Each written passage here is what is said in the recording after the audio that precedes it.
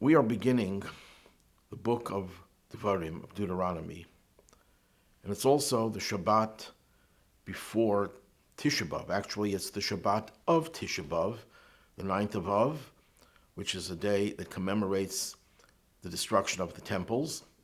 But because it's Shabbat, we are going to postpone the fast until Sunday.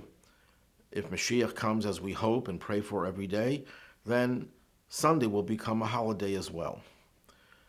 So let me try to explain briefly the juxtaposition of the beginning of Deuteronomy with the period in which we are in right now. Deuteronomy is called Mishnah Torah. In Hebrew, it has two names. Deuteronomy is Devarim, the words, because that's the opening passage, and Mishnah Torah means the repetition of the Torah, which is probably what Deuteronomy suggests. What does it mean that it's the repetition of the Torah?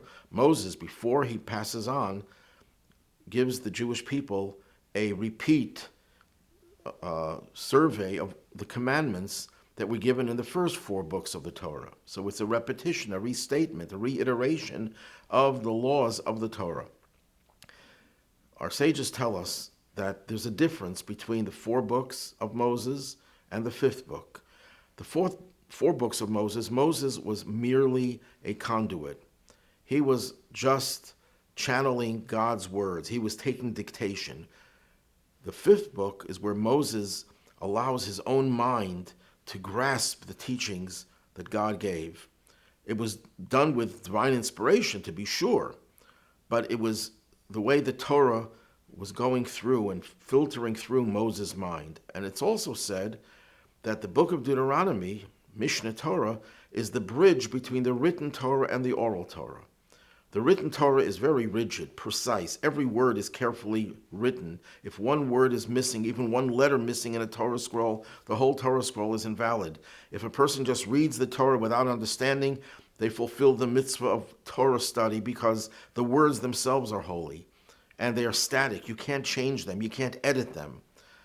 On the other hand, the oral Torah, though every word is also holy, but it's the Torah as it filters through our minds, where we take the concepts of the Torah and apply it to new situations, where we give the explanations of the laws and we argue about its deeper meaning and we come up with new ideas that could be valid and we're given at Mount Sinai as long as they don't contradict the Torah's other teachings and they're based on the principles of Torah interpretation.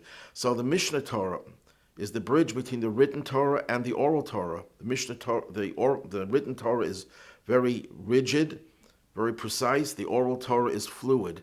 Mishnah Torah is that bridge. So what's the connection between that and Tisha B'Av? Our sages tell us in the Midrash that how do we get out of exile? We get out of exile through the study of Mishnah. Mishnah is the first body of the oral tradition that was put into writing, which contains the definitive laws of the Torah as they were transmitted orally for many centuries. At the very end of the prophetic reading, this Shabbat, from the book of Isaiah, which we read always before Tisha B'Av, it says how we're going to get out of this exile. Zion, b'mishpat hipada, v'shaveha b'tzedakah. Zion will be redeemed with mishpat, and its captives with tzedakah. We know what tzedakah is. Tzedakah is charity. But what's mishpat? Translated literally, it's justice. But the Aramaic translator, the authoritative one, says it means halacha, Jewish law, Mishnah, or any other work like Maimonides' Mishnah Torah, which is a restatement of all the laws, bringing everything up to date, and other works of that genre. So how do we bring about the redemption? We bring it about, one of the ways is through tzedakah, by giving more charity and generally showing more love for one another, and also by study of Mishnah. What's so special about Mishnah? Mishnah literally is the body of law called Mishnah. It was the first attempt to putting the oral Torah in writing, but Mishnah could also by extension mean all of Jewish law that we study. Why is that so special? What's special about Mishnah?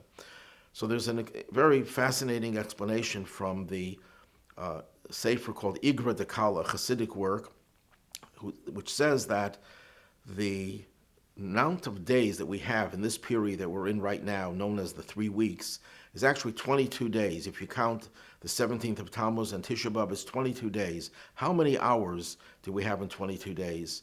It's 528 hours. So what's the significance of that? That's the numerical value of mafteach, the key. And those represent the number of chapters in the Mishnah, 528. That means the key to getting out of exile is through the study of Mishnah, which has the number of chapters as the number of hours in this period that marks the harshness of exile. But again, why is Mishnah so important? So there are several ways of understanding it. Number one, Mishnah, if you do this anagram, you want to arrange other words from the word Mishnah, you get the word neshama. Mishnah is able to touch the soul of a Jew. What keeps us in exile? It's when our soul is in exile. And Mishnah has the ability to awaken that soul. Another thing, Mishnah, if you again rearrange it, it spells the word Menashe. Menashe is the name of Joseph's son, who was so named because he spoke about how he forgot his travail. So Menashe means forgetfulness. That's what exile is. Exile is where you forget who you are, where you're going, where you came from. Life is just totally chaotic. And how do you get out of exile? When you do something that makes you remember your own existence, what your purpose in this world is, and where you're going. So that's what Mishnah does to us. It awakens our soul. It also jogs our memory. But Mishnah has a third component. Mishnah is the distillation of all of the knowledge. So that way you don't get sidetracked by other aspects of knowledge which are good and holy. But it's very important that we're able to distill all of the knowledge that we have to get to the bottom line. What does God want of us? Being in exile means that we have all these conflicting voices and so much clutter and so much information. We're overloaded with information, most of which is nonsense. And even the good stuff sometimes clouds our ability to get to the bottom of things. Mishnah represents getting rid of everything that is in the way of the clear directives of God to do what God wants us to do, and that will get us out of this exile once and for all.